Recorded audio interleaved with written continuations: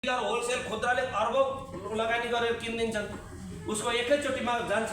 तर हेल्दी लिभिङको के हुन्छ थाहा छ?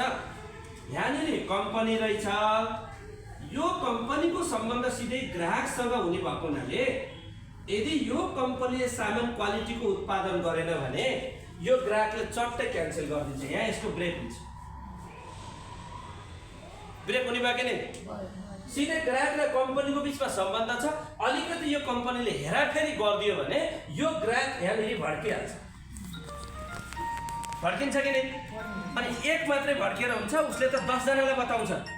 हेल्दी लिभिङको साबुन किनेको थिएँ, बजारको 2टा सकिँदा एउटा सकिन भनेको थियो, यहाँ त ठ्याक्कै उल्टो भयो, 2टा सकिँदा यहाँ मेरो 3टा सकियो भने उसले 10 जनालाई बताउँछ कि नै? हामीले पनि यसलाई विज्ञापन गर्नु पर्यो नि त। विज्ञापन त त्यसमा पनि गर्नु पर्यो। जस्तै हेल्दी लिभिङमा तपाईँलाई जुन हिसाबले गर्नु भइरहेको छ त्यो पनि एक हिसाबले विज्ञापन नै त हो नि, होइन? हो, भन्नु त पर्यो, त्यो मान्छेलाई भन्नु पर्यो।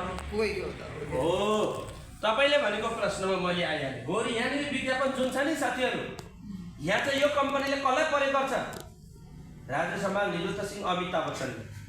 त आज मलाई यहाँ जसरी बोलाइयो नि, यो कम्पनीको आमिर खान मै हो क्या। र यो कम्पनीको आमिर खान तपाईँ, यो कम्पनीको आमिर खान यो कम्पनीको हरेक ग्राहक हो क्या। अरूले खान पाएनन् क्या, जो ग्राहक हो उसैले खान पायो। मै आमिर खान, बुझ्नुभयो सर? अब नेक्स्ट आमिर खान तपाईँ।